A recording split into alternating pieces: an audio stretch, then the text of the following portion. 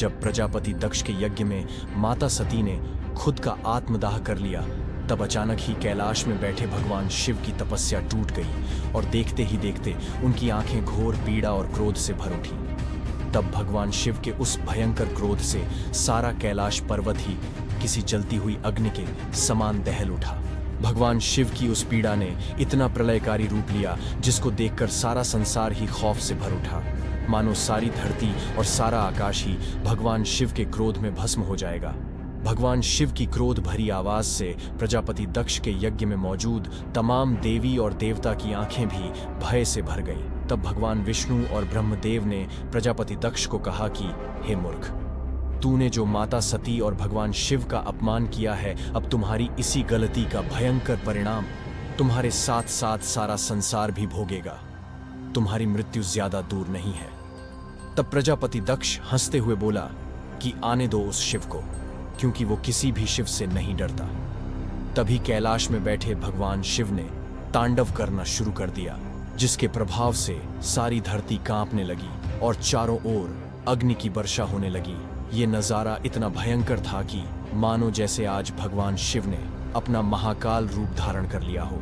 संसार में मची हुई इस प्रलय के दौरान अचानक भगवान शिव ने अपनी एक जटा को तोड़कर नीचे धरती पर पटका और अपने भीतर से एक भयंकर ऊर्जा का निर्माण किया, और इस भयंकर ऊर्जा का नाम था वीरभद्र, जिसकी आंखें किसी अग्नि समान जल रही थी और गले में भयंकर नरमुंडों की माला धारण कर रखी थी।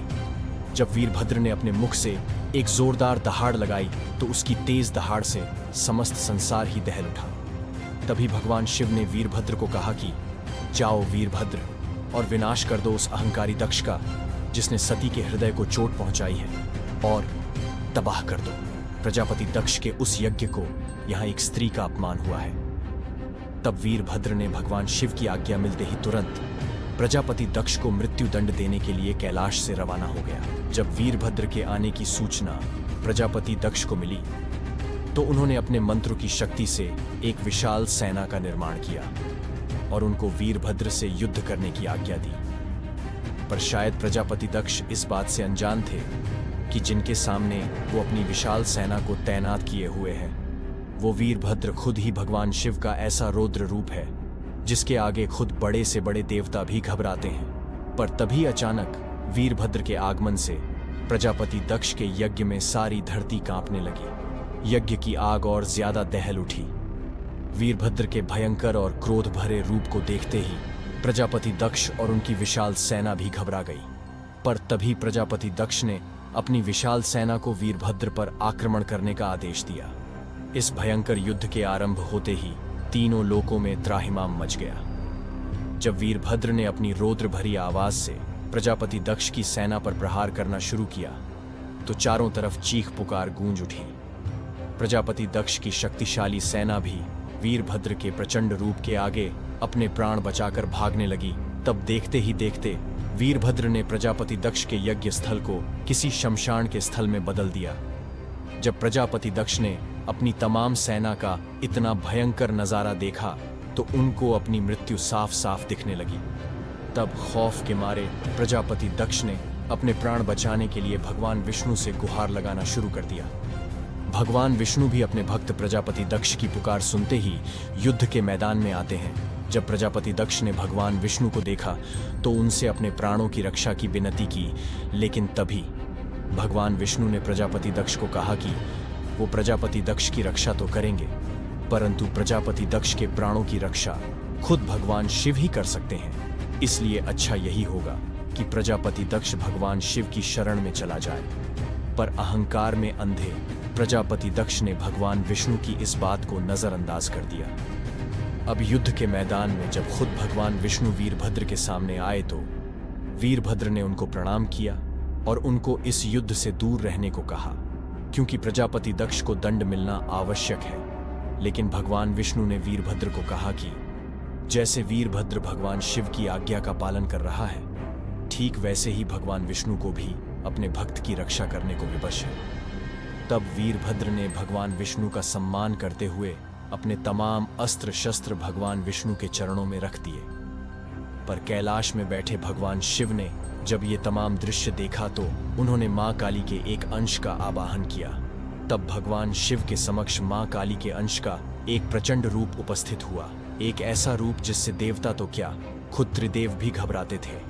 जब गले में नरमुंडों की माला और हाथ में तेज खड्ग लिए माँ काली भगवान शिव के आगे आई तो तीनों लोगों की धरती कांप उठी, जो इस युद्ध को सृष्टि के विनाश की ओर ले जा रही थी, क्योंकि अब ये युद्ध एक स्त्री के मान और सम्मान का था।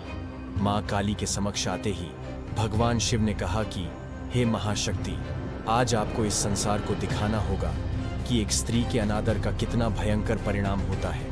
इसलिए आज आपको भी वीरभद्र की सहायता करनी होगी। भगवान शिव की आज्ञा पर माँ काली का प्रचंड अंश वीरभद्र के भीतर समा गया।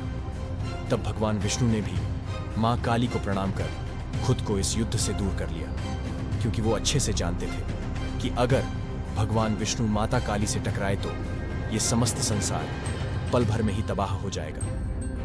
तब भगवान विष्णु ने प्रजापति दक्ष को कहा कि हे मूर्ख प्रजापति, अच्छा होगा कि तुम भगवान शिव से माफी मांग लो और उनकी शरण स्वीकार कर लो, वरना तुम्हारी मृत्यु निश्चित है। इतना कहते ही भगवान विष्णु अपने धाम को लौट गए। अब प्रजापति दक्ष भी अपने प्राण बचाकर वीरभद्र से दूर भागने लगे। अब वीरभद्र की शक्ति माँ काली के अंश से मिलकर और ज्यादा प्रबल हो चुकी थी, जो प्रजापति दक्ष के अहंकार को अपने क्रोध की अग्नि से जलाने को आतुर थी। प्रजापति दक्ष वीरभद्र के क्रोध को देखकर देवी और देवताओं से शरण मांगने लगे, पर सारे देवता भी अब वीरभद्र के प्रचंड रूप से अत्यंत भयभीत नजर आने लगे थे। अंत में जब प्रजापति दक्ष को पूरे संसार में कहीं भी शरण न मिली, तब उन्हें भगवान शिव का ध्यान आया। तब प्रजापति दक्ष को अपनी तमाम गलतियों का एहसास हुआ और उन्होंने भगवान शिव का नाम पुकारना शुरू कर दिया। लेकिन वीरभद्र ने भगवान शिव की मिली हुई आज्ञा के अनुसार प्रजापति दक्ष का सर काटकर उनको मृत्यु दंड दे दिया, क्योंकि प्रजापति दक्ष का सर किसी अहंकार का प्रतीक था, जिसका कटना अत्यंत जरूरी था। जब प्रजापति दक्ष का अंत हुआ तो सारा संसार ही एकदम शांत सा हो गया। तभी प्रजापति दक्ष के यज्ञ में भगवान शिव प्रकट हुए, जिनकी आंखों में गहरा दर्द और अत्यंत खामोशी छाई हुई थी। अपनी अर्धांगिनी को खोने से भगवान शिव अब किसी शव के समान लग रहे थे। अंत में जब भगवान शिव प्रजापति दक्ष के यज्ञ के करीब आए तो उन्होंने माता सती को देखा, जिनकी कोमल शरीर अग्नि के तेज ताप से अब काला पड़ चुका था। तब माता सती की ऐसी हालत देखकर भगवान शिव की आंखों से दुख भरे आंसू बहने लगे। भगवान शिव के इतना दुखी होने से समस्त देवी देवताओं के हृदय भी टूट से गए। दुख से भरे हुए हृदय से जब भगवान शिव ने माता सती के शव को अपने हाथों में उठाया तो तभी वहां भगवान विष्णु और ब्रह्मदेव भी प्रकट हुए, जिन्होंने भगवान शिव से कहा कि उनको भगवान शिव और माता सती के हुए अपमान का बहुत दुख है और वो चाहते हैं कि भगवान शिव उनको और तमाम देवी देवताओं को क्षमा करें। फिर भगवान विष्णु बोले कि हे भोलेनाथ, कृपा करो और प्रजापति दक्ष को जीवन प्रदान करो, क्योंकि प्रजापति दक्ष के बिना इस संसार का संतुलन बिगड़ जाएगा। तब भगवान शिव ने प्रजापति दक्ष को फिर से जीवन प्रदान किया और अपने दुखी मन से माता सती को लेकर प्रजापति दक्ष के यज्ञ से चले गए।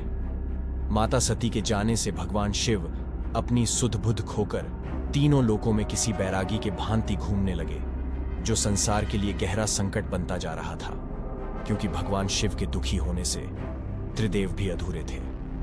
तब भगवान विष्णु ने एक अत्यंत कठिन और जोखिम भरा फैसला लिया, जो भगवान शिव को इतना ज्यादा क्रोधित कर देता कि जिससे भगवान शिव समस्त ब्रह्मांड को ही अपनी तीसरी आंख खोलकर पल भर में ही भस्म कर देते। और ये कठिन फैसला था माता सती के शव पर सुदर्शन चक्र को चलाना, ताकि धरती से जन्मी माता सती का शव पुनः धरती में समा सके और तभी भगवान शिव की पीड़ा का भी अंत हो सकता था। दोस्तों, अगर मेरी वीडियो आपको पसंद आई हो तो प्लीज इस वीडियो को लाइक करें और भगवान शिव के भक्त कमेंट बॉक्स में हर हर महादेव जरूर लिखें। दोस्तों, मैं जल्द ही भगवान शिव से जुड़ी और भी कई सारी कहानियां आपके लिए लाता रहूंगा।